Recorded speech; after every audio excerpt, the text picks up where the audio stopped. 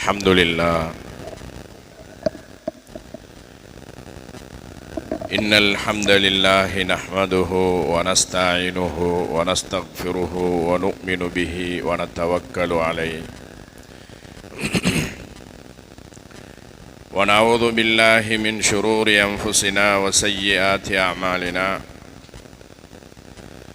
ونعوذ بالله من شرور أنفسنا وسيئات أعمالنا من يهده الله فلا مضل له ومن يضلله فلا هادي له أشهد أن لا إله إلا الله وحده لا شريك له وأشهد أن سيدنا وحبيبنا وشفيئنا ومولانا محمدا عبده ورسوله صلى الله على سيدنا محمد وعلى آله وأصحابه وأزواجه وأهل بيته وأتباعه أجمعين أما بعد فقد قال الله سبحانه وتعالى في محكمه التنزيل وفي فرقانه المجيد بعد أعوذ بالله من الشيطان الرجيم بسم الله الرحمن الرحيم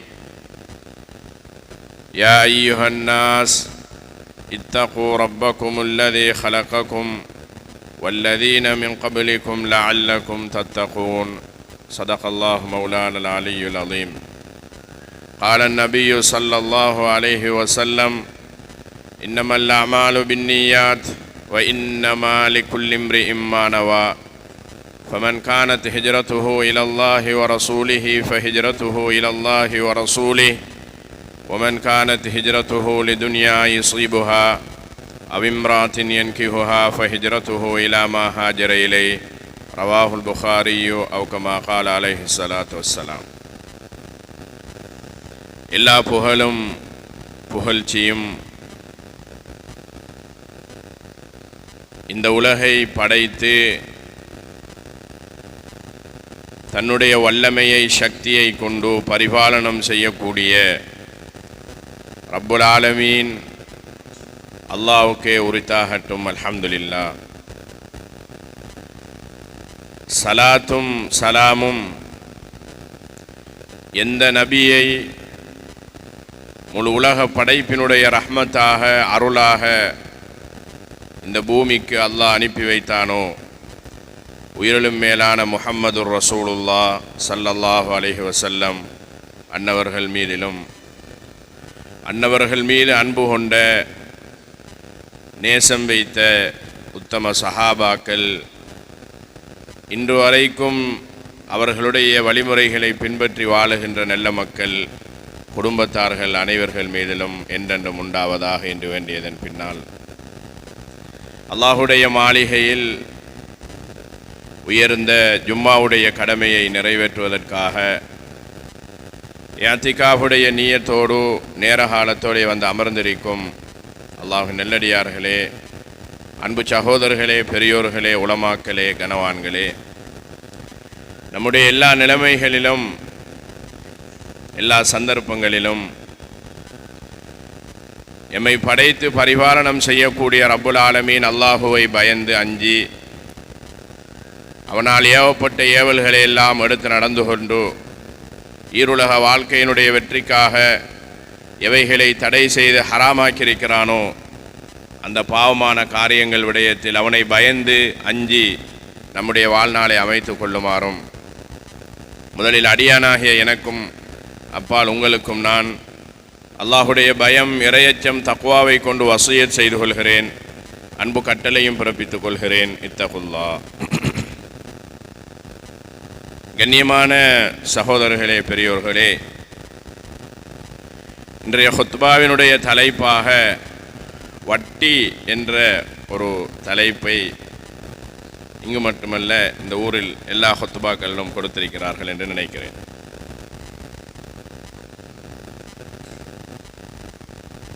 வட்டி என்ற ஒன்றை விளங்குவதாக இருந்தால் அதற்குள்ள நிறைய விடயங்களை பற்றி பேச வேண்டும். வட்டியில் ஏன் மனிதன் கை வைக்கிறான்? வட்டிண்டா என்ன? இன்னைக்கு மக்கள் அதிகமானவங்க பாவம் செய்கிறது காரணம் ரெண்டு விடயம். மௌலானா இலியாஸ் ரஹ்மஹுல்லா அவங்களுடைய ஆரம்பகால தாவத்துடைய பணியினுடைய ஆரம்ப காலத்தில் முக்கியஸ்தர்களை சந்திப்பார்கள். ஊரினுடைய முக்கியஸ்தர்கள் அல்ல அந்த பகுதியில் உள்ள முக்கியஸ்தர்களை சந்திப்பார்கள். ஒரு நாள் எல்லா துறைகளிலேயும் உள்ள முக்கியஸ்தர்களை சந்தித்தார்கள். டாக்டர்ஸ், இன்ஜினியர்ஸ், லோயர்ஸ், பெரும் உயர் மட்டங்களில் உள்ள படித்த மக்கள், உலமாக்கள், முஃப்திகள் எல்லாரையும் ஒரே நாள் சந்திக்க எல்லாரையும் அழைப்பு விடுக்கப்பட்டு மஸ்ஜிதில் ஒன்று கூடப்பட்டிருக்கிறது. மௌலானா இலியாஸ் ரஹ்மஹுல்லா பேசினார்கள். பேசி முடிஞ்சதுக்கு பின்னால் ஒரு சின்ன கேள்வி பதிலில் கேட்டாங்க, நீங்கள் எல்லாரும் எனக்கு சொல்லணும், மக்கள் ஏன் பாவம் செய்கிறாங்க? எல்லா துறையிலிருந்து வந்திருக்கிறீங்க, பல கருத்துகள் வரும். மக்கள் ஏன் பாவம் செய்கிறாங்க? எல்லாரும் சொன்னாங்க, டாக்டர்ஸ்மார் சொன்னாங்க, உலக படிப்பில் உள்ள சம்பந்தப்பட்டவங்க சொன்னாங்க, மக்களுக்கிட்ட படிப்பறிவு இல்லை, அதனால தான் பாவம் செய்கிறாங்க. மௌலானா இலியாஸ் ரஹ்மத்துல்லாஹ் கேட்டாங்க, அப்போ படித்தவங்களெல்லாம் பாவம் செய்கிறாங்க இல்லையா? சமூகத்தில் படித்தவங்க பாவம் செய்யலையா? ஓ, அப்படின்னு செய்கிறாங்க தான். உலமாக்களை பார்த்து கேட்டாங்க, நீங்கள் சொல்லுங்கள், மக்கள் ஏன் பாவம் செய்கிறாங்க? உலமாக்கள் சொன்னாங்க, சில நேரத்தில் மக்கள்கிட்ட மார்க்க அறிவு இல்லை, அதனால் பாவம் செய்கிறாங்க. மௌலானா இலியாஸ் ரஹ்மத்துல்லாஹ் கேட்டாங்க, உலமாக்கள் பாவம் செய்யலையா? அப்படி இருக்கா? இல்லையா? ஓ, பாவம் செய்கிறாங்க. எல்லாத்தையும் கேட்டவொன்னே ஒவ்வொரு துறையில் கருத்துகள் சொன்னாங்க, பாவம் மக்கள் செய்கிறதுக்குரிய காரணம். எல்லா கருத்துகளையும் கேட்டுட்டு மௌலானா சொன்னாங்க, நீங்கள் சொன்ன கருத்துகளும் இருக்கிறது, இல்லை என்று இல்லை. ஆனால் மக்கள் பாவம் செய்வதற்கு பிரதான காரணம் அல்லாஹ்வுடைய பயம் இல்லை.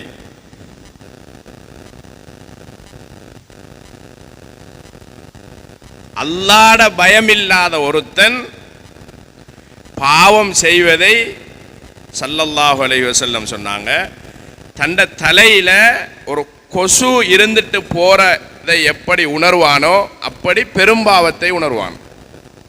சின்ன பாவத்தை இல்லை, பெரும்பாவத்தை. அல்லாஹ்வுடைய பயமில்லாத ஒருத்தன் விபச்சாரத்தை எப்படி உணர்வான் என்றால், தண்ட தலையில் ஒரு கொசு இருந்துட்டு போறது பாரமாக விளங்குமா? விளங்காது. உடம்புல ஒரு ஈ இருந்துட்டு போறது பாரமாக விளங்குமா? விளங்காது.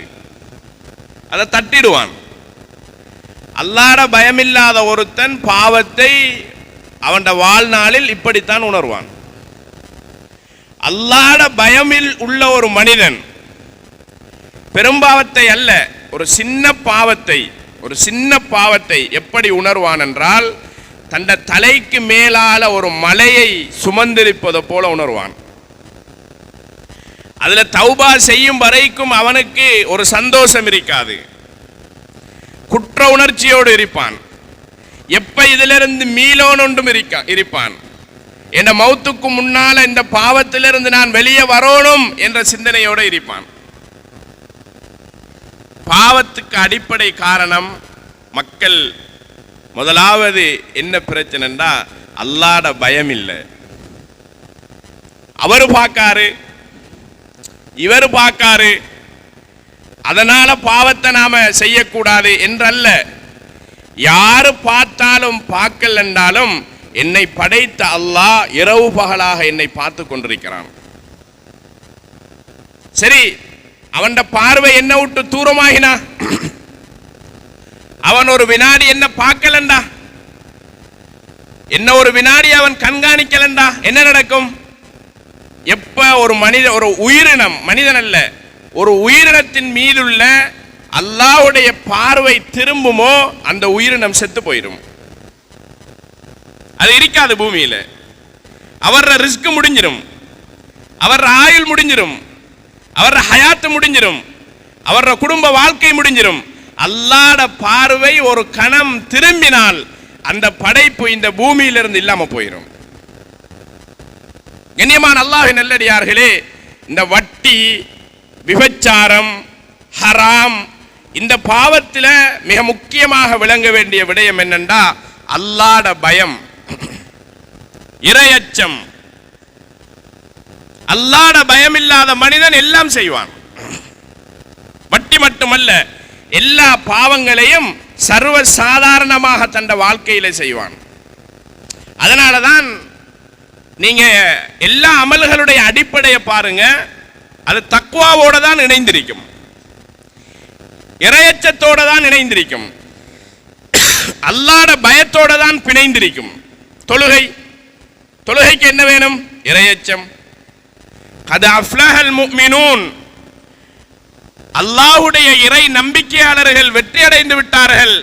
அல்லதீனஹும் ஃபீ ஸலாத்திஹிம் காஷியூன், அந்த வெற்றி அடைந்த இறை விசுவாசிகள் யார் என்றால், தந்த தொழுகையில் ஹுஷூஹுவோடு, இறை பக்தியோடு, அல்லாஹ்வுடைய ஞாபகத்தோடு, ஒவ்வொரு திக்ருகளையும் அவனுடைய சிந்தனையோடு யார் தொழுகையை நிலைநாட்டுகிறார்களோ, அஃப்லஹல் முஃமினூன், அவர்கள் வெற்றி அடைந்து விட்டார்கள். நோன்பை எடுங்கள். யா அய்யுஹல்லதீன ஆமனு குத்திப அலைக்குமுஸ் ஸியாம் கமா குத்திப அலல்லதீன மின் கப்லிக்கும் லஅல்லக்கும் தத்தகூன். உங்களுக்கு நோன்பு கடமையாக்கப்பட்டது பசியோடு இருப்பதற்காக அல்ல, தராவீஹ் தொழுவதற்காக அல்ல, கியாமுல் லைல் தொழுவதற்காக அல்ல, தான தர்மம் செய்வதற்காக அல்ல. பசியோடு இருந்து, தாகத்தோடு இருந்து, கியாமுல் லைல் தொழுது, இரவு வணக்கங்கள் செய்து, தான தர்மங்கள் செய்து 30 நாள் முடியும் போது நீங்கள் இறை பக்தி உள்ள ஒரு மனிதனாக மாற வேண்டும். லஅல்லக்கும் தத்தகூன், இறையுள்ள மனிதனாக நீங்கள் வாழ வேண்டும். இவர்கள்தான் வஸீகல்லதீன தக்கவ் ரப்பஹும் இலல் ஜன்னத்தி ஸுமரா, இந்த மக்கள் தான் சொர்க்கத்துக்குள்ள இழுத்து கொண்டு போய் போடப்படுவார்கள். அவர்களை வாங்க, சொர்க்கத்துக்குள்ள வாங்க. நீங்க பூமியில அல்லாஹ்வுடைய பயத்தோடு வாழ்ந்த மக்கள், அவர்களை கொண்டு போகப்படும். எனவே அன்பு நிறைந்த அல்லாஹ்வின் நல்லடியார்களே, இறை பக்தியோடு யார் வாழ்கிறார்களோ பாவங்களை விட்டு தூரமாகுவாங்க, பெருமை இல்லாம வாழ்வாங்க, ஆடம்பரம் இல்லாம வாழ்வாங்க. அவரை போல வாழணும், இவரை போல வாழணும், அவரை போல ஒரு வாகனம் வாங்கணும், இவரை போல ஒரு வாகனம் வாங்கணும், அவரை போல ஒரு வீடு கட்டணும், அவர மகளை இப்படி திருமணம் செஞ்சாரு, இதைவிட பன்மடங்காக நான் திருமணம் செய்யணும் என்ற பேராசை எப்ப வரும் என்றா, அல்லாஹ்வுடைய பயம் இல்லாமல், அவனை பற்றிய நம்பிக்கை இல்லாமல் இருக்கும் போது இந்த ஆசைகள் வரும். இந்த ஆசைகள் வரும்போது தனக்கு அல்லாஹ் தந்த நியமத்தை விட கூடுதலாக செய்ய போய் ஹராத்துல கை வைப்பாரு, ஹராத்துல கை வைப்பாரு. இவருடைய தகுதி, அல்லாஹ் இவருக்கு கொடுத்த தகுதி, ஒரு ஓடு போட்ட ஒரு வீடு, ஒரு 2.5 ரூம், ஒரு சாதாரண சமையலறை, ஒரு சின்ன ஹால், ஒரு சைக்கிள் ஓடுற வசதி, ஒரு சின்ன தொழில், இவ்வளவுதான் அல்லாஹ் அவருக்கு கொடுத்த அருள். இன்னைக்கு நாம கேட்கோமே, அல்லாஹ்வுடைய ரஹ்மத் என்ன, அல்லாஹ்வுடைய பரக்கத் என்ன, அல்லாஹ் எனக்கு என்ன செல்வம் தந்தான். நாம எல்லாரும் என்ன யோசிக்கமுண்டா, அல்லாஹ் எனக்கு செல்வம் தாரது என்பது நான் பெரிய வீட்டில் வாழணும், நான் பெரிய வாகனம் ஒன்று வச்சிருக்கணும், நான் கோடீஸ்வரனாக வாழணும், எனக்கு கீழே ஒரு 20 பேர் வேலை செய்யணும், நான் ஒரு பொஸ்ஸாக இருக்கணும். இதுதான் எனக்கு அல்லாஹ் தந்த அருள், நியமத். இதான் நியமத் இல்ல, இது அருள் இல்ல. அல்லாஹ்வுடைய அருள் ஒவ்வொரு மனிதனுக்கு வித்தியாசப்படும். அல்லாஹ்வுடைய நியமத் ஒவ்வொரு மனிதர்களுடைய வாழ்க்கையை பொறுத்து வித்தியாசப்படும். ஒரு பணக்காரர் எடுத்துக்கொள்ளுங்க, அவரை நீங்க உட்கார வச்சீங்கன்னா காசு இருக்குது, செல்வம் இருக்குது, ஆடம்பர வாகனம் இருக்குது, நல்ல வீடு இருக்குது, வீட்டுக்குள்ள போய் விழுந்தா தூக்கம் வர அளவு கட்டில் இருக்குது, ஆனா நல்ல மனைவி அமையல. அமையல. வாகனம் இருக்குது, வீடு இருக்குது, வீட்டில் நல்ல ஸ்பிரிங் பெட் போட்ட கட்டில் இருக்குது, எல்லாம் இருக்குது. இவருக்கு என்ன அமையலண்டா, நல்ல மனைவி அமையல. இவருக்கு நியமத் இன்னும் கிடைக்கல, இவருக்கு அல்லாஹ்வுடைய அருள் இன்னும் கிடைக்கல. ஒரு ஏழை சைக்கிள் ஓடுறாரு, அந்த சைக்கிள்ல தான் பொருளை கட்டி வியாபாரம் செய்யறாரு. இதான் தொழில வர்ற. ஒரு நாளைக்கு 1500 ரூபாய் தான் உழைக்காரு. இன்னைக்கு ஒரு கிலோ இறைச்சியுடைய விலையே 2000 ரூபாய் போகுது. அவர் உழைக்காரு 1500 ரூபாய் தான். இந்த 1500 ரூபாயை கொண்டு போய் மனைவியோட சந்தோஷமாக இருந்து 3 பிள்ளைகளை வளர்க்காரு, 3 பிள்ளைகளை படிப்பிக்காரு. அந்த மனைவி சொல்றா, ஏண்ட கணவர் கிரேட், ஏண்ட கணவர் நெல்லம், ஏண்ட கணவர் சூப்பர், ஏண்ட கணவர் தங்கம், ஏண்ட கணவர்த்த ஆடம்பர வாழ்க்கை அல்ல இல்ல, ஆனா கணவரை பொருந்து கொண்டு வாழ்றா. அல்லாஹ்வுடைய பார்வையில எல்லாம் கொடுக்கப்பட்ட நியமத்துடையவர் இவர்தான். ஏன்? இவருக்கு கிடைத்த அருள் மனைவி. சந்தோஷம். ஒரு வீட்டுக்குள்ள வாராரு, வரும்போது அஸ்ஸலாமு அலைக்கும் என்று சொல்லி தந்த கணவரை வரவேற்கக்கூடிய ஒரு மனைவி வீட்டுக்குள்ள இருந்தா, வாலிபர்களே, குடும்பஸ்தர்களே, நீங்கள் உலகத்துல பணக்காரன், நீங்க உலகத்துல செல்வந்தன். சந்தோஷமாக நீங்க உழைக்கின்ற பணத்தை 5000 இல்ல 1000 ரூபாய் உழைக்கும் போதும் உங்களோடு சந்தோஷமாக குடும்பம் நடத்தி, உங்களோட பிள்ளைகளை பராமரித்து, உங்களோட உடுப்பை கழுகி, உங்களோட உடுப்பை காய போட்டு உங்களுக்குரிய பணிவிடை செய்யக்கூடிய ஒரு மனைவி கிடைத்தால் அல்லாஹ்க்கு சுக்ர் செய்யுங்கள். நீங்கள் உலகத்தில் பணக்காரன், நீங்கள் உலகத்தில் பணக்காரன். யாரையும் நாம வேண்டும் என்று தாக்கி பேசல. வாகனத்தில் போறாரு, பேங்கால கோல் பண்றான், சார் லீசிங் 3 அரியஸ் ஆயிட்டு, வாகன லீசிங் இன்னும் கட்டல, 3 அரியஸ் ஆயிட்டுது. மனைவி கோல் பண்றா, பேங்கால 2 பேர் வந்து போறாங்க, கடிதமும் வந்திருக்குது. அந்த அதுல இருந்து இந்த கம்பெனில இருந்து எப்பவும் கோலாக இருக்குது. மனைவி கோல் பண்றா, கடையில இருந்து கோல் வருது, boss இப்படி மேனேஜரை தேடி போறாங்க. பல பக்கத்துல இருந்தும் வட்டி கடைகளால கோல் வருது. இவர் அலைஞ்சு திரிகிறாரு ஆடம்பர வாகனத்துல. வெளியிருந்து பார்க்கிறவங்க நினைக்காங்க ஹாஜியார போல வாழணும். ஹாஜியார் நரகத்துல நின்றுகிட்டு இருக்காரு. வட்டி எங்க கொண்டு போகுது விளங்குதா? வட்டி நம்மட காசு இல்லையே, வட்டி நம்மட காசு இல்ல. ஒருத்தர் பேங்கால பணம் எடுக்காரு, அல்லது ஏதோ ஒரு வகையில இஸ்லாத்துக்கு முரண்பட்ட முறையில தந்த பணத்தை முதலீடு செய்வதற்கு கையை நீட்டி வாங்குறாரு. வாங்கினா இது இவர காசு இல்ல. இப்ப என்ன நடக்கும்டா, வீட்டுக்கு முன்னுக்கு இருக்கிற சின்ன சில்லறை கடை விளங்காது, சின்ன சில்லறை கடை விளங்காது, சின்ன புடவை கடை விளங்காது, சின்ன சின்ன கடைகள் விளங்காது. இவர்கிட்ட காசு நிறைய இருக்குது. இந்த காசு எப்படி வந்ததோ அப்படி செலவாகுவதற்குரிய ஒரு வழியை அல்லாஹ் வைப்பான். குடும்பத்தை எல்லாம் ஏற்றி வாகனத்தில் ஏற்றி கொண்டு ஒரு பெரிய சூப்பர் மார்க்கெட்டுக்கு போய் குடும்பத்தை அப்படியே இறக்கி விட்டு எல்லா தேவையான சாமான், தேவையில்லாத சாமான் எப்பவும் ஞாபகம் வைங்க. எப்ப நீங்க உழைச்சி கஷ்டப்பட்ட பணத்துக்கு பொருள் வாங்குறீங்களோ அந்த பணத்துக்கு நீங்க தேவையானதை வாங்குவீங்க. காசுல 2000 இருக்கு, வீட்டுக்கு சாமான் வாங்கணும். தக்காளியில ஒரு 1/4 கிலோ, 1/2 கிலோ உங்களுக்கு தேவை, 1/4 கிலோ. கொச்சிக்காய் உங்களுக்கு தேவை ஒரு 1/2 கிலோ, அதுல ஒரு 1/4 கிலோ. ஏன்? உங்களோட ஷேப்ல இருக்கிறது நீங்க உழைச்ச 2000, நீங்க உழைச்ச 2000. இத நாளைக்கு தொழில் கிடைக்கலண்டா இதுதான் அதுவும். நாளைக்கு இந்த 2000க்குரிய தொழில் கிடைக்கலண்டா இதுதான் அதுவும். அதையும் கவர் பண்ணணும். இதுக்குள்ளதான் நீங்க வாங்குவீங்க. இதுக்குள்ள வாங்கி 2000 ரூபாயில 1500 ரூபாய்க்கு சாமான வாங்கிட்டு 500 ரூபாயை மிச்சம் பிடித்து வைப்பீங்க. அது உங்களோட உள்ளத்துல பெருமையாக இருக்கும். நான் 500 ரூபாய் மிச்சப்படுத்திட்டேன். ஏன் சிக்கனப்படுத்தினீங்க தெரியுமா? அது உங்களோட பணம். வட்டிங்கிறது என்ன தெரியுமா? உங்களை வீண்விரயம் செய்ய வைக்கும். கடன் என்பது என்ன தெரியுமா? ஒரு சில்லறை கடைக்கு போறீங்க, கடனுக்கு வாங்க போறீங்க. ஹாஜியார் சீனியில 2 கிலோ போடுங்க, உங்களுக்கு தேவை 1 கிலோ தான். அரிசியில ஒரு 20 கிலோ போடுங்க, உங்களுக்கு தேவை 10 கிலோ தான். ஹாஜியார் அதுல ஒரு 10 போடுங்க, இதுல ஒரு 20 போடுங்க, அதுல ஒரு 40 போடுங்க. எல்லாம் போட்டாச்சு. உங்களுக்கு பில் வரணும் 5000 தான். கடன் என்பதால உங்களோட பில் வருது 40,000, உங்களோட பில் வருது 35,000. இது எங்க கொண்டு போய் உங்களை விடுமுண்டா? ஹாஜியார் கார்ல இருந்தாரு, ஹாஜியார் பெரிய ஆடம்பர வீட்டில் இருந்தாரு, ஹாஜியார் சொகுசு வாழ்க்கை வாழ்ந்தாரு. திடீர்னு ஒரு நாள் ஹாஜியார் சைக்கிள்ல வருவாரு. நீங்க கேட்பீங்க எங்க உங்களோட வாகனம்? அவர் சொல்லுவாரு பேங்கால எடுத்துட்டாங்க.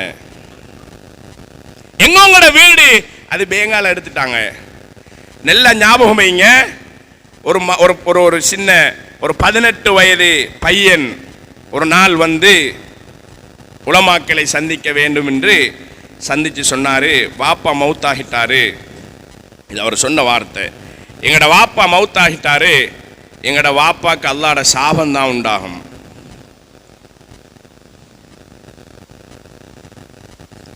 எங்கட வாப்பாக்கு அல்லாஹ்வோட சாபம் தான் உண்டாகும். ஏன்?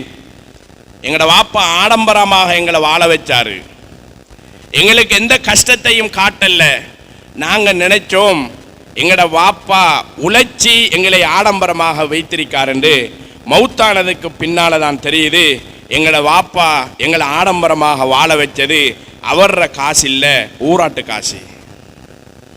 எங்கட உம்மா இத்தாவுல இருந்து வெளியே வாரது மிச்ச நாள் இருக்குது, ஆனா அவசரமாக இத்தாவுல இருந்து வர வேண்டிய தேவைகள் இருக்குது. ஏண்டா கடங்காராக்களுடைய வட்டிக்காராக்களுடைய, அதாவது அவருக்கு கடன் கொடுத்த நிறுவனங்களுடைய தொல்லைகள் தாங்க முடியல. எங்கட உம்மாவுக்கு இத்தாவுல இருக்கிறதுக்கும் நிம்மதி இல்லை. நாங்க உம்மாவையும் இத்தாவுல இருந்து அரைவாசியோடு நாங்க வெளியாக்குவதற்கு மார்க்கத்தில் அனுமதி இருக்குதா என்று கேட்டு வாராரு.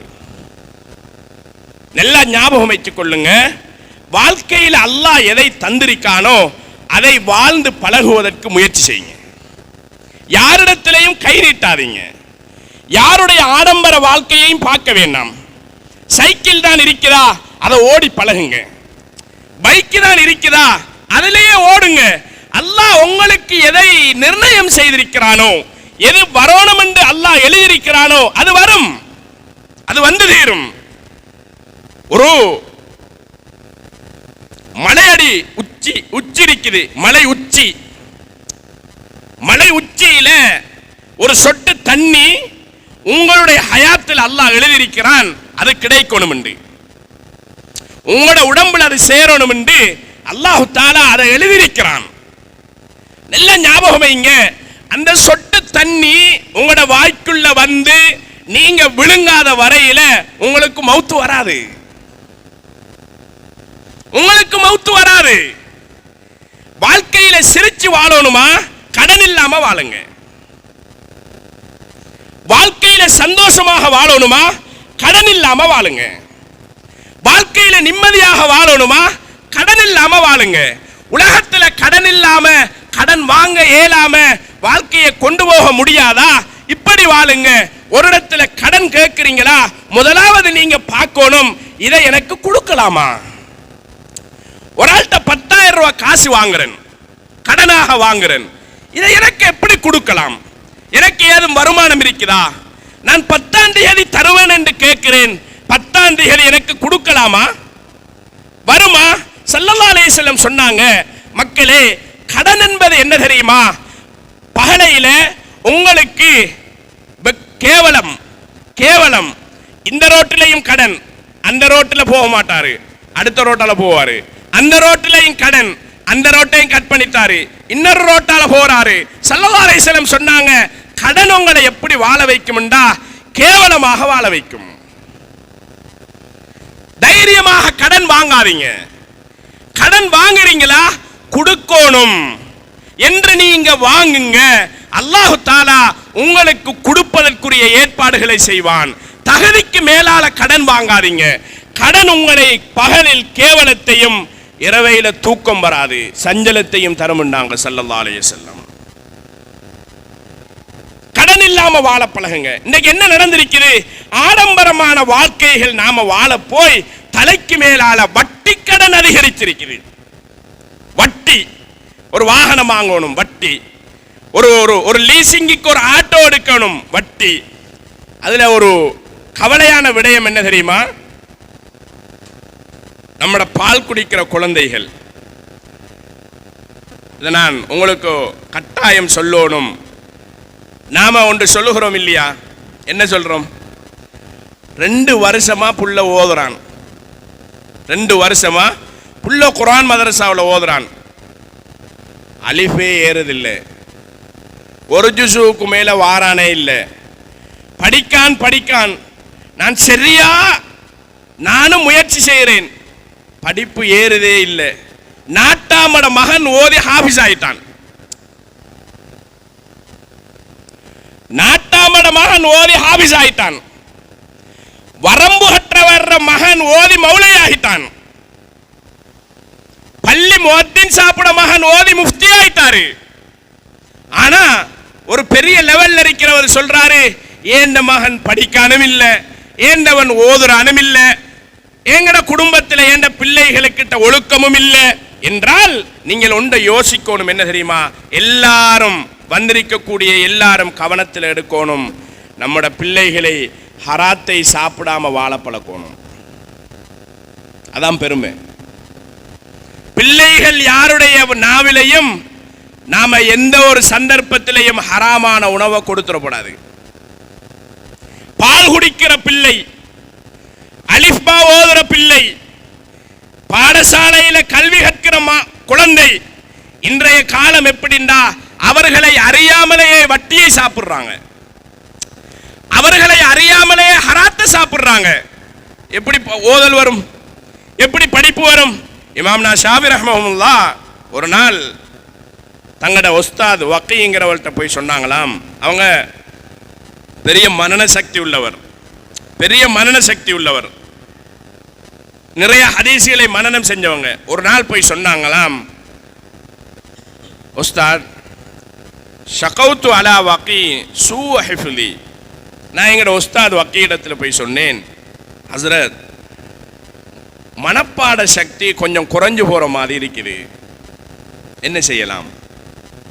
அவங்க சொல்லல, தஹஜ்ஜத் தொழுங்க, ஈச்சம்பழம் சாப்பிடுங்க,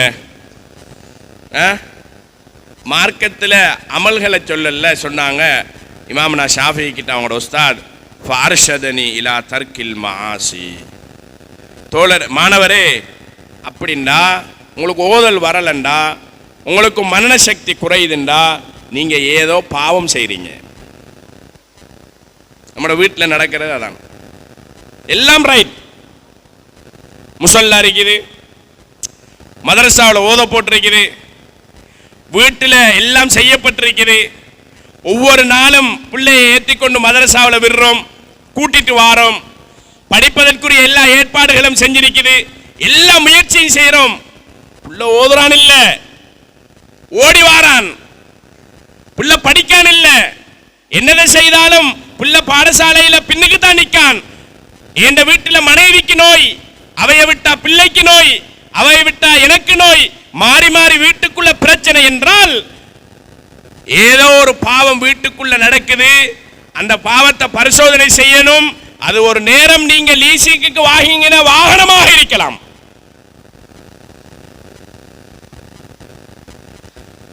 உங்களோட வீட்டுக்குள்ள அடிக்கடி மாறி மாறி பிரச்சனை வருது, மனசுல நிம்மதி இல்ல, மனைவிக்கு நோய், பிள்ளைகளுக்கு நோய், வியாபாரத்தில் பரக்கத்தில்ல, தொழிலாளிகள் நம்மளை விட்டு போயிட்டு இருக்காங்க, கூலிக்காராக்கள் நம்மளை விட்டு கோயிச்சிட்டு போறாங்க, எல்லாமே கலவலையாகுது என்றால் நீங்கள் எங்கோ ஒரு பாவத்தில் கை வைத்திருக்கிறீர்கள். சில நேரம் உங்களுடைய வட்டி தொடர்பாக இருக்கலாம். இமாம்னா வக்கீ ரஹ்மஹுல்லாஹ் ஷாஃபிக்கு சொன்னாங்க, ஃபார்ஷதனி இலா தர்கில் மஆசி. மாணவரே, நீங்கள் ஏதோ ஒரு பாவம் செய்கிறீர்கள், அந்த பாவத்தை விடுங்கள். ஏன் தெரியுமா? ஃபஇன்னல் இல்ம, அறிவென்பது, மார்க்கம் என்பது, நிம்மதி என்பது நூறும் மின் இலாஹி, அல்லாஹ்வுடைய அருள். ஃபஇன்னன் நூர லா யுக்தா லியாசி, அது பாவிகளுக்கு கொடுக்கப்பட மாட்டாது. ஸல்லல்லாஹு அலைஹி வஸல்லம் சொன்னாங்க, வட்டியை பற்றி சொல்லும்போது, லான ரசூலுல்லாஹி ஸல்லல்லாஹு அலைஹி வஸல்லம், அல்லாஹ்வுடைய ரசூல் ஸல்லல்லாஹு அலைஹி வஸல்லம் வட்டியோடு சம்பந்தப்பட்ட பின்னுக்கு வாரவங்க நான் சொல்ல போற அவ்வளவு பேரையும் சபித்தாங்க. லான ரசூலுல்லாஹி ஸல்லல்லாஹு அலைஹி வஸல்லம், அல்லாஹ்வுடைய ரசூல் ஸல்லல்லாஹு அலைஹி வஸல்லம் நான் இப்ப பின்னால சொல்ல போறேன் அவ்வளவு பேருக்கும் லானத் செஞ்சாங்க, அவங்க நாசமா போகட்டும். முதலாவது சொன்னாங்க ஆக்கிலஹா, சாப்பிடுறது, வட்டியை சாப்பிடுறாங்க, வட்டியை சாப்பிடுறாங்க. காத்திபஹா, எழுதுறாரு. இப்ப நாம பேங்க்ல வேலை செய்யறோம் அப்படின்னு சொல்றோம். இப்ப யாரையும் இதுல இருப்பாங்க, யாரையும் குறிப்பிட்டு பேசுறேன் இல்ல, ஹதீஸ சொல்றோம். நாங்க பேங்க்ல வேலை, பேங்க்ல நீங்க எந்த செக்ஷன், நீங்க என்ன வேலை? மார்க்கம் சொல்லுது வட்டியோடு சம்பந்தப்பட்டவர்களில் சாப்பிடுறவரு அது சம்பந்தமாக எழுதுறவரு, எழுதுறாரு, ஃபார்ம் நிரப்புறாரு, வீட்டை வாராரு, கொம்பனிக்கு போறாரு, ஒரு வட்டி கொம்பனில வேலை செய்யறாரு, அந்த ஃபார்மை தூக்கிட்டு திரியிறாரு, அதை போய் நிரப்புறாரு. ஸல்லல்லாஹு அலைஹி வஸல்லம் சொன்னாங்க சாப்பிடுறவரு, எழுதுறவரு, ஷாஹிதுஹா, சாட்சியாக இருப்பவர் யாரு? கெரண்டர். எல்லா ஃபார்ம் எல்லாம் நிரப்பி நாம வளமையா வாராங்களே, என்னண்டா ஒரு பாவத்திற்கு பல பேர் துணையாக இருப்பதனால தான் அது சமூகத்துக்குள்ள ஊடுருவுது. மச்சான் அரசாங்க ஜாப், தாத்தா அரசாங்க ஜாப், மாமியும் அரசாங்க ஜாப், தம்பியும் அரசாங்க ஜாப். நானாக்கு ஒரு வட்டி சம்பந்தப்பட்ட ஒன்றில் கிரண்டர் ஆகணும், நானாட முகத்தை உடைக்கலாது, தம்பி சாட்சியாக நின்று சைன் வைக்காரு, நானா கேட்கிறத கொடுங்க, இல்லைன்னா என்ன சம்பளத்தில் வெட்டுங்க, அப்படித்தானே? அரசாங்க உத்தியோகம் செய்யற ஒருத்தர் சாட்சியாக இருந்து கிரண்டராக சைன வைக்காரு, இதுக்கு நான் சாட்சியாக இருக்கிறேன், நான் அரசாங்க ஜாப் ஒன்று செய்கிறேன், நீங்க அவருக்கு அவர் கேட்கிறத கொடுங்க. ஸல்லல்லாஹு அலைஹி வஸல்லம் சொன்னாங்க இவங்க எல்லாருமே பாவத்தில் சமம், குல்லுஹும் ஃபின்னார், இவங்க அவ்வளவு பேரும் நரகத்தில் இருப்பாங்கன்னாங்க ஸல்லல்லாஹு அலைஹி வஸல்லம். வட்டி எடுக்கிறவர் மட்டும் இல்ல, வட்டி வாகனம் ஓடுறவர் மட்டும் இல்ல, இந்த வட்டி எடுத்தவருக்குள்ளேயும் இந்த வட்டி வாகனம் வீடு வயலுக்குள்ளேயும் 4-3 பேர் ஒப்பந்தமாகுவாங்க. எழுதினவரு, கொடுத்தவரு, சாப்பிட்டவரு, சைன் வைத்தவரு, யாராரு? வட்டியோட சம்பந்தப்பட்ட ஒருத்தருக்குள்ள 4-3 பேர் வாராங்க. எழுதினவரு, சாட்சிக்கு சைன் வைத்தவரு, இப்படி ஒரு ஆஃபர் ஒன்று இருக்குது, நீங்க எடுக்கிறீங்களா என்று கேட்டு போனவரு, எல்லாருமே பாவத்தில் சமம், குல்லுஹும் ஃபின்னார், இவங்க நரகத்தில் இருப்பாங்கன்னாங்க ஸல்லல்லாஹு அலைஹி வஸல்லம். மிச்சம் கவனமாக நம்மட வாழ்க்கையை நகர்த்தணும். ஸல்லல்லாஹு அலைஹி வஸல்லம் அவர்கள் மிஅராஜுடைய பிரயாணம் போனார்கள். பாவிகளுடைய ஒவ்வொரு தண்டனை காட்டப்பட்டது, பாவிகளுடைய ஒவ்வொரு தண்டனை காட்டப்பட்டது. அதுல ஒன்று காட்டப்பட்டுச்சு, நல்ல சமைச்ச இறைச்சி, வாசம் கமகமண்டு நல்ல பொரிச்சி ரோஸ்ட் பண்ணின இறைச்சி வைக்கப்பட்டிருக்குது. ஒரு இடத்துல புழு வந்த அவிஞ்ச நாத்தம் நிறைந்த மாமிசம் இறைச்சி வைக்கப்பட்டிருக்குது. சில மக்கள் அந்த நெல்ல இறைச்சை பார்த்து கொண்டு வைத்துக் கொண்டு இந்த புழு அடிஞ்ச அவிஞ்ச மாமிசத்தை பிச்சு பிச்சு தின்னுகிட்டு இருக்காங்க. ஸல்லல்லாஹு அலைஹி வஸல்லம் ஜிப்ரீல் அலைஹிஸ்ஸலாம் அவர்கள்ட்ட கேட்டாங்க, யா ஜிப்ரீல், இது என்ன? இது ஸல்லல்லாஹு அலைஹி வஸல்லம் அவங்களுக்கு பதில் சொல்லப்பட்டது, இது என்ன தெரியுமா?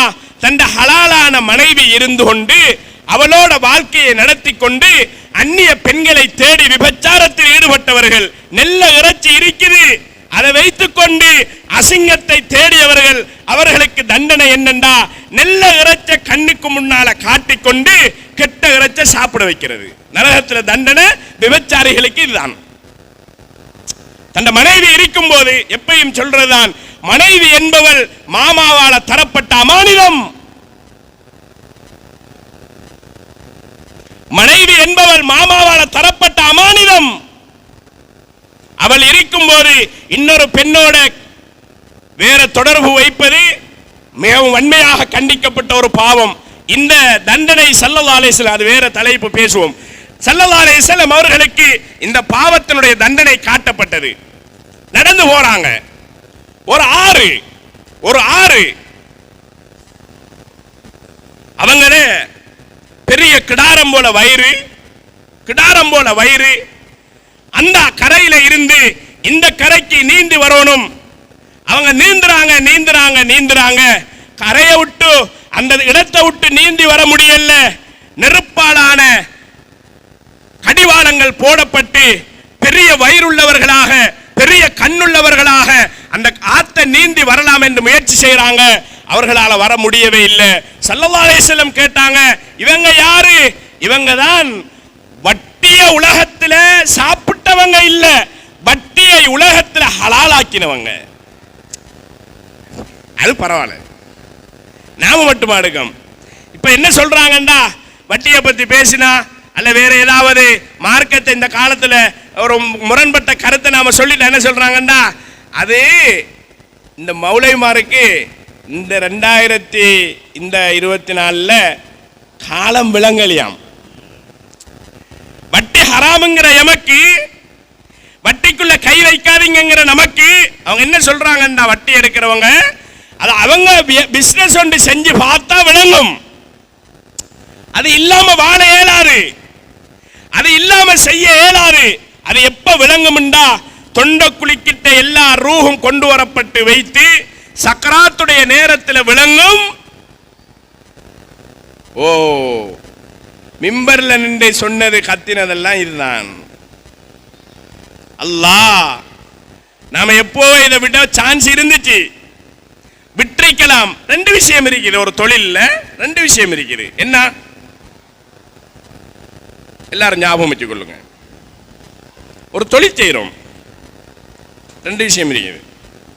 அந்த தொழில் நம்மளோட தொழுகைக்கு தடை அறிக்கிறது. ஒரு தொழில் செய்யறோம், அந்த தொழில் நம்மளோட தொழுகைக்கு தடை அறிக்கிறது. என்ன செய்யணும்? அதை விட்டுறணும். அது நமக்கு முசீபத், அது நமக்கு சரி வராது. ஒரு தொழிலுக்கு போய் சேர்றோம், முதலாவது என்ன கேட்கணும்? நான் ஒரு கதை ஒன்று சொல்லுவேன் இதுக்கு பிறகு. இவரால் என்ன கேட்கணும்?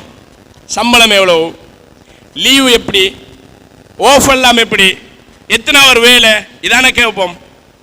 சரி, கேட்கத்தான் வேணும். இன்னொன்று கேட்கணும் என்னண்டா, எனக்கு தொழுவுறதுக்கு நேரம் தருவீங்களா? தொழலாமா? தொலை டைம் தருவீங்களா? அப்ப சரி, நான் வாரேன். இல்ல எங்கட டைம்ல நீங்க வேலை செய்யணும், அது தொழுகிற டைம் எடுக்கணும். உங்களோட ஆஃப் டைம்ல தான் நீங்க தொழணும். உங்களோட ஆஃப் டைம் வாரத்துக்கு அந்த நேரத்தில் 2 தொழுகை கலாவாயிருமே என்றால் நீங்க அவருக்கு சொல்லிட்டு வரணும் பதில், இப்படியான இடத்துல எனக்கு வேலை செய்யறது விருப்பம் இல்லை, நான் வாரம் போயிட்டு. அல்லாஹ் உங்களோட வாழ்க்கையில பரக்கத் செய்வான். என்னோட ஒரு பழகின ஒரு வாலிபர் ஒருத்தர் ஒரு நாள் எனக்கு இந்த நாட்டில் இருக்கும் போது என்னை கால் பண்ணி சொன்னாரு, அதில் துவா செய்யுங்க, வாழ்க்கையில வாழ்ற லேசி, பாவத்தை விட்டு நாம பாதுகாப்பா இருக்கிற லேசி, துவா செய்யுங்க ஹஸ்ரத். நான் வெளிநாடு பிரயாணம் உண்டாக, அவர் நல்லா படித்தவர், ஒரு மேனேஜ்மெண்ட் செஞ்சவர், நான் போற தொழில் ஹயராக அமைஞ்சா எனக்கு நல்ல ஒரு சேலரி ஒன்று கிடைக்கும், துவா செய்யுங்க என்றாரு. போயிட்டாரு, கனடா போயிட்டாரு. அங்க போய் இறங்கி கால் பண்ணி சொன்னார், ஹஸ்ரத் வந்துட்டேன், துவா செய்யுங்க, எல்லாம் சரியாக இருக்குது என்று சொன்னார். அல்ஹம்துலில்லாஹ், அல்லாஹ் அவங்களோட வாலிபத்தில் பறக்க செய்யட்டும், போங்கன்னு துவாவெல்லாம் செஞ்சு அனுப்பியாச்சு. ஒரு குலமை இல்லை, ஒரு 10 நாள் இல்லை, திரும்ப அந்த நாட்டு நம்பர் இல்லாம இந்த நாட்டு நம்பர்ல இருந்து கால் வருது. ஹஸ்ரத் நான் வந்துட்டேன், எனக்கு அந்த இடம் செட் ஆகல. நான் அதிர்ச்சியில கேட்டேன், இப்படி ஒரு வேலை நம்ம நாட்டு சல்லில 18-20 லட்சம் சம்பளம், பெரிய ஒரு வேலை உங்களுக்கு, ஏன் வந்தீங்க? பெரிய ஒரு அல்லாஹ் தந்த வாய்ப்பு. அவர் சொன்னார் 2 பதில். ஒன்று, என்ன அங்க போனவன ஒவ்வொரு நாளும் கிளீன் சேவ் எடுக்கணும் என்று சொன்னாங்க. 2வது, தொழுகிறதுக்கு டைம் இல்லை, அதனால நான் ரிசைன் பண்ணி போட்டு நாட்டுக்கு வந்துட்டேன். அவர் சொன்ன 2 காரணம், சம்பளத்தை பத்தி இல்லை, லீவை பத்தி இல்லை, வேற அவரோடு சம்பந்தப்பட்டதில்லை. அவர் சொன்னது 2 காரணம். வாலிபர் அவர் சொன்னது என்னண்டா, தொலை நேரம் இல்லை. 2வது, எனக்கு ஒரு சட்டம் என்னண்டா, ஒவ்வொரு நாளும் கிளீன் ஷேவ் எடுக்கணும். ஒவ்வொரு நாளும் ஒருத்தர் வந்து முகத்தை இப்படி பார்ப்பாரு, தாடி இருக்குதாண்டு. கொஞ்சமாக தென்பட்டாலும் கிளீன் ஷேவ் எடுக்க சொல்லுவாரு. நான் அப்படி சொன்ன உடனே அதே லெட்டர்ல நான் சைன் வச்சேன், நான் நாடு திரும்புறேன் என்று சொல்லி நான் நாட்டுக்கு வந்துட்டேன். அல்ஹம்துலில்லாஹ். 20 லட்சம் வேலை கிடைச்சிச்சு. மார்க்கத்தில் 2 விஷயம் தவறி போகுது. ஒன்று தொழுகை, இன்னொன்று நபியுடைய சுன்னா. இந்த வேலையை விட இது 2 பெருசு கொண்டு வந்தாரு. 20 லட்சம் வேலையை விட்டுட்டு வந்து இங்க இருக்காரு. வெறுமனே 3 லட்சம் சம்பளத்துக்கு தான். கிட்டடியை சந்திக்கும் போது கேட்டேன். அவர் சொன்னாரு, நான் மன அமைதியாக இருக்கிறேன், நீங்க துஆ செய்யுங்க, மிகவும் சந்தோஷமாக இருக்காரு. இதான் வாழ்க்கை, இதான் வாழ்க்கை, இதுதான் வாழ்க்கை. இது இல்லைன்ற வாழ்க்கையில வாழ்க்கை இல்லை. அல்லாஹ்வுடைய கட்டளை இல்லை, ரசூலுடைய சுன்னா இல்லைண்டா அது வாழ்க்கை இல்லை. ஒரு தொழில் செய்யறோம், தொழ நேரம் இல்லை, தொழுகையை விடுங்க. ஒரு தொழில் செய்யறோம், அது நம்மளை திரும்ப திரும்ப ஹராத்துக்குள்ளேயே கொண்டு போகுது. வட்டியிலேயே கை வைக்க சொல்லுது, திரும்ப திரும்ப ஏமாற்ற சொல்லுது, திரும்ப திரும்ப பொய் சொல்ல சொல்லுது, திரும்ப திரும்ப கடன் வாங்க சொல்லுதுண்டா அது உங்களுக்கு சிறந்த தொழில் இல்லை. நீங்க தொழிலை மாற்றுவதற்கு முயற்சி செய்யுங்க. அல்லாஹ்ட்ட சொல்லுங்க, யா அல்லாஹ், இந்த தொழிலை விட ஒரு சிறந்ததொன்றை நீ எனக்கு ஏற்பாடு செய்ததா, நான் இதிலிருந்து வெளியாகணும். அல்லாஹ் உங்களுக்கு வேறொரு வழி ஒன்றை காட்டுவான். எனவே அன்பு நிறைந்த அல்லாஹ் நல்லடியார்களே, எப்பொழுதும் ஞாபகம் வைக்கணும், வட்டி என்பது நம்மளோட வாழ்க்கைக்குள்ள எப்ப வரும்டா, ஆடம்பரம் நிரம்பும் போது வரும், ஆசைகள் வளரும் போது வரும். பாவத்தை நாம ஒரு பெரிய ஒரு விடயமாக கருதாம இருக்கும் போது நம்மளோட வாழ்க்கைக்குள்ள வட்டி வரும்.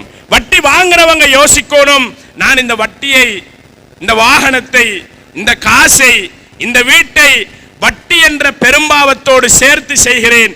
இது என்னோடு சம்பந்தப்பட்டது மட்டுமல்ல, என்ற குழந்தைகள் இருக்கிறாங்க. என் வட்டியோடு சம்பந்தப்பட்ட பணத்தை என் மனைவி சாப்பிடுறா, அதுல வார தாய்ப்பால என் பால் குடிக்கிற குழந்தை சாப்பிடுது, குழந்தை சாப்பிடுது, குழந்தை குடிக்குது. என்ற குர்ஆன் ஓதக்கூடிய குழந்தை வட்டியை சாப்பிடுது. பாடசாலை போகும் மாணவர் என்ற குழந்தை வட்டியை சாப்பிடுது. நான் இதிலிருந்து மீழ்ச்சி பெறணும் என்று அல்லாஹ்ட்ட கேட்டுக்கொண்டே இருங்க. அல்லாஹ்வை பயப்படுங்க. உங்களுக்கு அல்லாஹ் தஆலா சிறந்த முறையில் இவைகளை விட சிறந்த ஒன்றை தராமல் நம்ம அல்லாஹ் தஆலா மௌத்தாக்க மாட்டான்.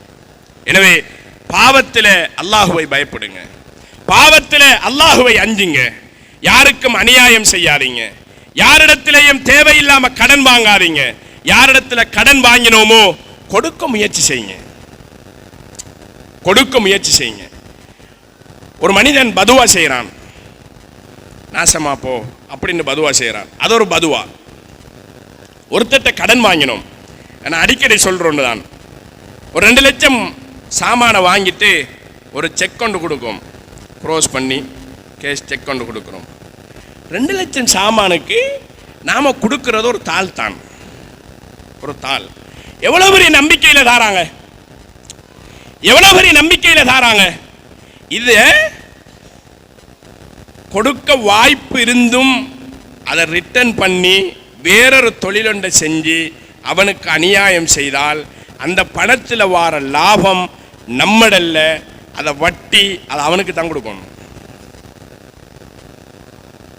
ஒருத்தனை கடன் கொடுக்கணும், 1ஆம் தேதி தாரேன் என்று சொன்னீங்க, 1ஆம் தேதி 1 லட்சம் அவனுக்கு கொடுக்க வேண்டிய பணம் நமக்கிட்ட வந்துட்டுது. ஆனா அதே 1ஆம் தேதி இன்னொரு தொழிலொன்று வருது, அவன் காசு 1 லட்சம் நமக்கு தேவண்டா. முதலாவது அவர்கிட்ட சொல்லணும், ஹாஜியார் உங்களுக்கு நான் 1ஆம் தேதி காசு தாரன்னு சொன்னேன், அந்த பணம் எனக்கிட்ட இருக்குது, எனக்கு இப்படி ஒரு தேவை இருக்குது, அதை கொஞ்சம் நான் செஞ்சுட்டு உங்களுக்கு அட்ஜஸ்ட் பண்ணி தரவா ஓமுன்னு சொன்னா செய்யுங்க. அவரை நீங்க ஏமாத்திட்டு அவர பணத்தால இன்னொரு தொழில் செய்தா அதுவும் வட்டி, அந்த லாபம் அவருக்குரியதுதான். அவர பணத்தால ஒரு 10 லட்சத்தை ஒருத்தருக்கு ஏமாத்திட்டு நீங்க ஒரு வீடு கட்டுறீங்க, நீங்க ஒரு வாகனம் வாங்குறீங்க. உங்கள்கிட்ட வாங்கின கடன் வாங்கின 3 பேரு அவன் சொல்றான், இந்த வீட்டுக்காரன் தான், இந்த கடைக்காரன் தான், இந்த நாசமா போனவன் தான், எனக்கு எத்தனை லட்சம் தரணும், அவன் ஆடம்பரமாக வாழ்றான், நான் இப்படி லொஸ்டாகிட்டேன் என்று அவன் உள்ளத்தால குமுறும் ஒவ்வொரு நிமிடமும் ஒவ்வொரு நேரமும் உங்களுக்கும் உங்களோட குழந்தைகளுக்கும் உங்களோட தொழிலுக்கும் அது பதுவாகத்தான் அமையும். எனவே கடன் இல்லாம வாழ்க்கையை பழகுவோம், வட்டியை விட்டு தூரமாகுவோம். எது வட்டிண்டு வருதோ நீங்க கேட்பீங்க, ஹஜ்ரத் வட்டிண்டா என்ன? நான் இந்த வட்டி என்ற பெயரை நிறைய சொல்லணும், ஆனால் அது மிம்பரில் சொல்ல இயலாது. ஸல்லல்லாஹு அலைஹி வஸல்லம் சொன்னாங்க, ஒரு காலம் வரும் வட்டியை சாப்பிடாமல் மனிதன் எவனும் மரணிக்க மாட்டான்டாங்க. புகை இருக்குது இல்லையா, ஒரு இடத்துல புகைய நெருப்பை பத்த வைக்கிறோம், அதுல இருந்து புகை வருது. அந்த புகை நீங்க எவ்வளவு மூடினாலும் புகை வரும். புகைக்கு கிட்ட நீங்க இருந்தா நீங்க புகையை எப்படி தட்டினாலும் ஒரு காத்து மூச்சு எடுக்கும் போதாவது அந்த புகை உங்களோட மூக்குக்குள்ள போகும், உங்களோட வீட்டுக்குள்ள வரும். ஸல்லல்லாஹு அலைஹி வஸல்லம் சொன்னாங்க, இதே போல ஒரு காலம் வரும் வட்டியை சாப்பிடாம யாரும் மௌத்தாக மாட்டான்னு சொன்னாங்க. எல்லார்ட்டையும் வட்டி வரும். நீங்க வட்டியில இருந்து எவ்வளவு கவனமாக இருக்கணும்டா, வட்டியில இருந்து நீங்க 100க்கு 100 பாதுகாப்பாக இருக்கணும். ஸல்லல்லாஹு அலைஹி வஸல்லம் சொன்னாங்க, ஒரு காலம் வரும் நீங்க வட்டியை சாப்பிடுவீங்க. உதாரணமாக ஒரு பிஸ்கட்டை சாப்பிடுறீங்க, நீங்க வட்டி சாப்பிடுறல்ல, நீங்க ஒரு பிஸ்கட்டை சாப்பிடுறீங்க, அந்த கொம்பனி ஒரு வட்டியோட சம்பந்தப்பட்டதாக இருக்கும். நீங்க வட்டியை சாப்பிட்டு தான் மௌத்தாகுவீங்க, கவனமாக இருங்கன்னாங்க ஸல்லல்லாஹு அலைஹி வஸல்லம். உதாரணமாக சொல்றேன், மிக கவனமாக இருங்கன்னாங்க ஸல்லல்லாஹு அலைஹி வஸல்லம். வட்டியை விட்டு தூரமாகுங்க, அது உங்களோட தொழிலை அழிச்சிரும், அது உங்களை இல்லாமல் ஆக்கிரும். அல்லாஹ் தஆலா யம்ஹகுல்லாஹு ரிபா வ யுர்பிஸ் ஸதகா. யம்ஹ என்று சொன்னா அரபுல சொல்லுவாங்க, யம்ஹ என்று சொன்னா இத பத்த வைக்கிறது, எரிக்கிறது, இத உடைக்கிறது, உடைக்கிறது. யம்ஹ என்று சொன்னா என்னன்னா அதை அடையாளம் இல்லாம ஆக்குற, இருந்த இடமே இல்லாமல் ஆக்குற. யம்ஹகுல்லாஹு ரிபா, நீங்க வட்டியோடு சம்பந்தப்பட்டு வாழ்க்கையை நடத்தி கொண்டே இருந்தால் உங்களை அடையாளம் இல்லாமல் ஆக்குவோம். குர்ஆன் சொல்லுது, யம்ஹகுல்லாஹு ரிபா, உங்களை அடையாளம் இல்லாமல் ஆக்குவோம். உங்களோட சந்ததி உங்களை பின்தொடர்ந்து வராது. செல்வத்தில் நாம நிறைய பார்த்திருக்கிறோம். அல்லாஹ் தஆலா நம்மை பாதுகாப்பானாக. நம் அனைவருடைய குற்றம் குறைகளையும் மன்னித்து பெரும்பாவங்கள்ல இருந்து நம்மளை அல்லாஹ் தூரமாக்குவானாக.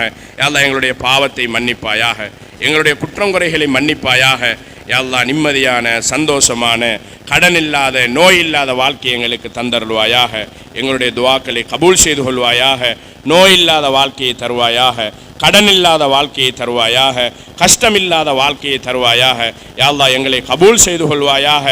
ஆபத்தான நோய்களை விட்டும் திடீர் மரணங்களை விட்டும் விபத்துகளை விட்டும் எங்களை பாதுகாப்பாயாக. எங்களுடைய துஆக்களை கபூல் செய்து கொள்வாயாக. வாஹ்ர தஅவானா அனில் ஹம்துலில்லாஹி ரப்பில் ஆலமீன்.